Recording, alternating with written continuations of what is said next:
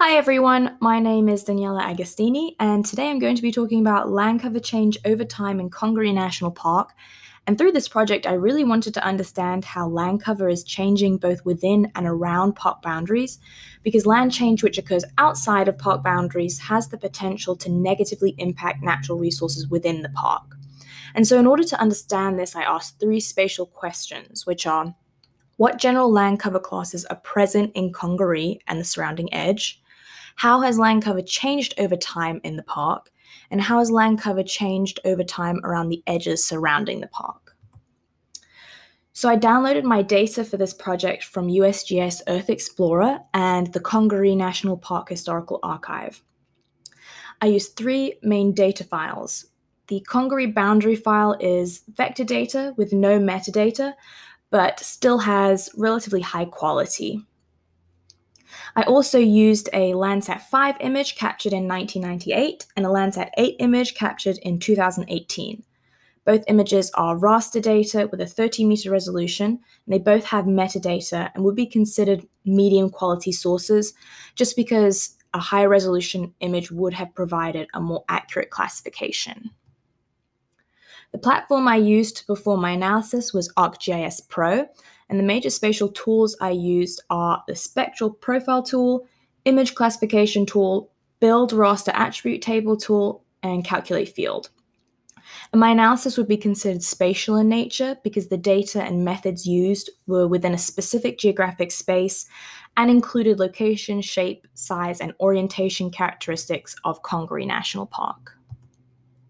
So now I'll explain the major analytical operations I used in my project. First, I performed radiometric enhancement to improve the interpretability of my images. I then created my study area using the buffer and clip tool. Then I created at least 100 training samples for each land cover class in Congaree. I then performed a supervised classification on all 6 land cover classes in the study area. And finally, I calculated the area and percent area of land cover classes using the pixel count. So here's a visualization of the change in land cover from 1998 to 2018. And just by looking at these classified images, we can tell that there has been some change over the 20-year period. The results also confirm that there has been some change. Specifically, if we look at the change in area, we see that all natural areas like clear water, dry vegetation, saturated vegetation, and turbid water decreased, while developed man-made areas like urban and agriculture increased. And here's a chart of percent area of Congaree land cover classes, which shows the same increase in urban ag areas and decrease in natural areas. So my results are close to what I expected and are in agreement with overall findings from similar research studies which show that over time, vegetated areas decrease while developed areas increase within and adjacent to national park land. So why is this happening? While national parks have legal power to protect and conserve the natural resources within park boundaries, they don't have that same control over adjacent lands. And because biophysical gradients and habitats for certain park species are dynamic, they often spill over park boundaries into unprotected areas.